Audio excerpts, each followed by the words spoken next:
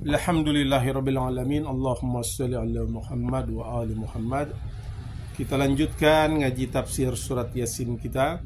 Kali ini kita memasuki ayat kedua dan ketiga dan keempat.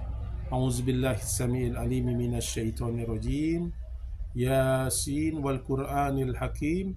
Innaka laminal mursalin ala siratim mustaqim. Pada setiap nabi itu memiliki mukjizat, tapi kemudian mukjizatnya itu hilang ketika nabinya wafat.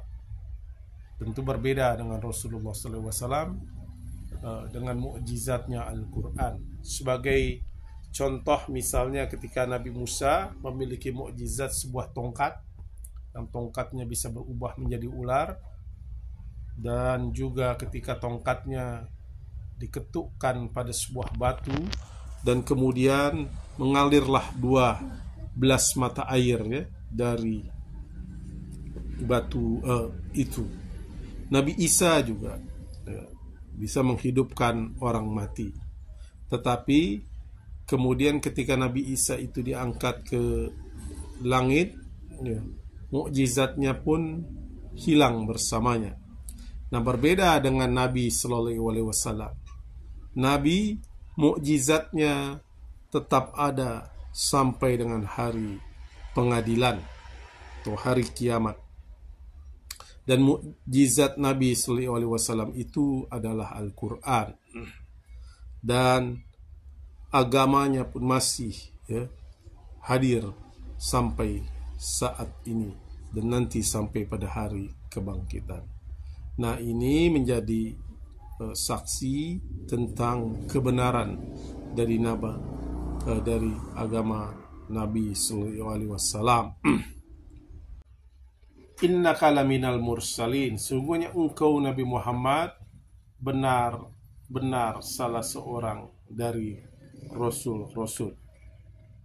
Ala siratim mustaqim, yang berada di atas jalan yang lurus. Nah, Said Malik Tabrizi menjelaskan tentang perbedaan antara Nabi dan Rasul.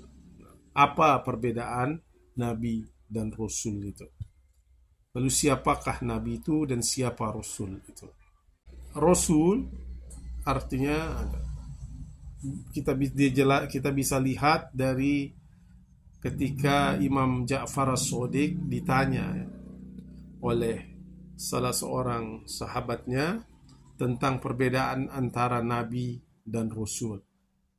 Lalu Imam Ja'far As-Shadiq menjawab bahwa Nabi adalah seseorang yang mendengar suara wahyu, maksudnya, tetapi tidak melihat malaikat yang menyampaikan wahyu itu. Nah, itu Nabi. Jadi ia mendengar suara tapi tidak melihat malaikat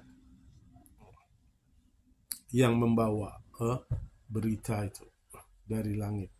Sedangkan Rasul adalah orang yang melihat malaikat yang membawa wahyu dari Allah Subhanahu wa Ta'ala.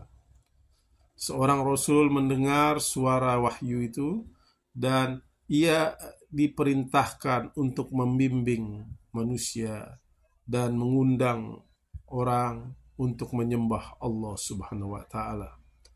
Nah, mereka adalah utusan Allah dan dipanggil sebagai Rasulullah. Nah, Nabi adalah orang yang diberi berita. Ada sebuah hadis yang disebutkan dari Abu Dzar Al-Ghifari yang bertanya kepada Rasulullah SAW,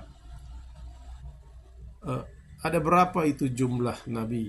Lalu Nabi menjawab, SAW menjawab, ada 134.000. Jadi jumlah Nabi itu ada 134.000. Lalu Nabi ditanya lagi, bagaimana dengan Rasul, para Rasul?